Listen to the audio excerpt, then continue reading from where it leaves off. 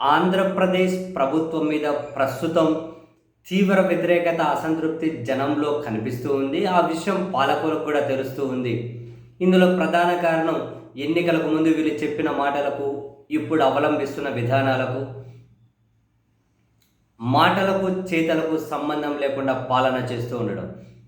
ఈ క్రమంలో అటు ముఖ్యమంత్రి గారినైనా, ఉప ముఖ్యమంత్రి గారినైనా, ప్రభుత్వ విధానాలనైనా సోషల్ మీడియా గట్టిగా నిలదీస్తూ ఉంది. ఈ సోషల్ మీడియా గట్టిగా నిలదీస్తూ ఉండేసరికి ఈ నిలదీతను, ఈ వ్యతిరేకతను తగ్గించుకోవడం కోసమో, లేదా దాన్ని డైవర్షన్ కోసమో ఇప్పుడు ఒక కొత్త ప్రాపగండ పాలకపక్షం వైపు నుంచి, పాలకపక్ష మీడియా వైపు నుండి ఏమని, ప్రభుత్వం మీద సోషల్ మీడియాలో కుట్ర జరుగుతూ ఉందట. ప్రభుత్వం మీద సోషల్ మీడియాలో కుట్ర జరగడం ఏంది? అసలు కుట్ర అంటే ఏంటి? వీళ్ళ దృష్టిలో కుట్ర అంటే ఏంటి? ముఖ్యమంత్రి మీద సోషల్ మీడియాలో కుట్ర జరుగుతూ ఉందట. ఉప ముఖ్యమంత్రి మీద సోషల్ మీడియాలో కుట్ర జరుగుతూ ఉందట. రాత్రి తెలుగుదేశం పార్టీ ఛానల్ డిబేటింగ్ ఉప ముఖ్యమంత్రి మీద భారీ కుట్ర అంట సోషల్ మీడియాలో. నిన్న జనసేనకు సంబంధించిన మంత్రి నాదెండ్ల మనోహర్ గారు అంటూ ఉన్నారు, మా అధ్యక్షుడి వారి మీద తీవ్రంగా కుట్ర జరుగుతుంది సోషల్ మీడియాలో. అసలు కుట్ర అంటే ఏంటో అర్థం కావాలి. డెఫినేషన్ ఏంటి? కుట్ర అంటే ఏంటి? ఎన్నికలకు ముందు సుగాలి ప్రీతి అని ఊగి ఊగి ఊగి ఊగి రాజకీయంగా అమ్మాయి ఎపిసోడ్ని పతాక స్థాయిలో వాడుకొని అధికారం వచ్చిన తర్వాత అమ్మాయి వాళ్ళ తల్లిని తిట్టించడమా? అలా తిట్టించడాన్ని నిలదీస్తే అది కుట్ర అవుతుందా? విచ్చలవిడిగా ఊగేసి అసలు ఎక్కడలే అరువు తెచ్చుకున్న ఆవేశాన్ని ప్రదర్శించి ఇప్పుడు సైలెంట్ అయిపోవడమే కాకుండా ఆ అమ్మాయి తల్లి గారిని వీళ్ళ కీలక నాయకులతో మీడియా సమావేశాలు పెట్టించి బెదిరించి తిడుతూ ఉంటే ఇదేం పద్ధతయ్యా అని చెప్పి అడగడము కుట్ర, నిలదీయడం అనేది కుట్ర. 33,000 అమ్మాయిలను మహిళలు అమ్మేయబడ్డారు ఆంధ్రప్రదేశ్ నుంచి, ఎక్కడికో మాయమైపోయారని చెప్తే 33,000 మందిని ఎక్కడి నుంచి తీసుకొస్తున్నారా, ఎప్పుడు తీసుకొస్తున్నారని చెప్పి అడిగితే భయంకరమైన కుట్ర.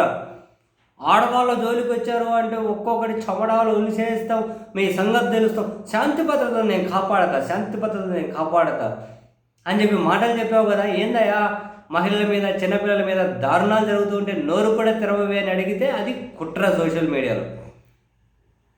నన్ను ఒక్కరిని గెలిపించినా కూడా విశాఖ స్టీల్ ప్రైవేటైజేషన్ ఆపేసేవాడిని అని చెప్పి అన్నావు కదా. ఇప్పుడు ఏందయ్యా, దాని గురించి నోరు కూడా తెరవడం లేదు. విశాఖ స్టీల్ ప్రైవేటైజేషన్ ఆపేస్తున్నామని కేంద్రం నుంచి ఏంది ఒక ప్రకటన చేయించండి అని చెప్పి అడిగితే, నిలదీస్తే అది సోషల్ మీడియాలో భయంకరమైన కుట్ర. వీళ్ళు పెట్టే పేర్లు చూడండి, పేర్లు పెడతారు, అందులో జూనియర్ ఆర్టిస్టులు రకరకాల పదాలు వాడతారు. భయంకరమైన కుట్ర, శాడిస్టులు, సైకోలు, రాక్షస బ్యాచ్ ఇట్లా అంటూ ఉంటారు. అంటే పడికట్టు పదాలు ఇవన్నీ వాడేసి మీరు సమాధానం చెప్పాల్సినవి ఉన్నాయి కదా. సూపర్ 6 అని అందులో 2 అఫీషియల్గా ఎగ్గొట్టేసి మేనిఫెస్టోలో ఇప్పుడు సూపర్ 6లో ఉన్న అంశాలే మార్చేస్తున్నారు. అయిందా, ఆడబిడ్డ అనేది ఏమైంది, నిరుద్యోగ వృత్తి ఏమైంది, ఆ 2 అసలు ఇప్పుడు మీరు సూపర్ 6లో కనిపించకుండా తీసేశారు. ఇది మోసం కదా అని అంటే సోషల్ మీడియాలో భయంకరమైన కుట్ర.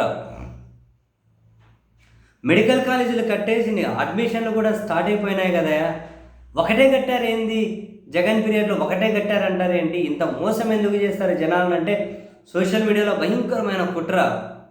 కుట్రల గురించి ఇంకా ఈ బ్యాచే మాట్లాడాలి, కుట్రల గురించి వీళ్ళే మాట్లాడాలి.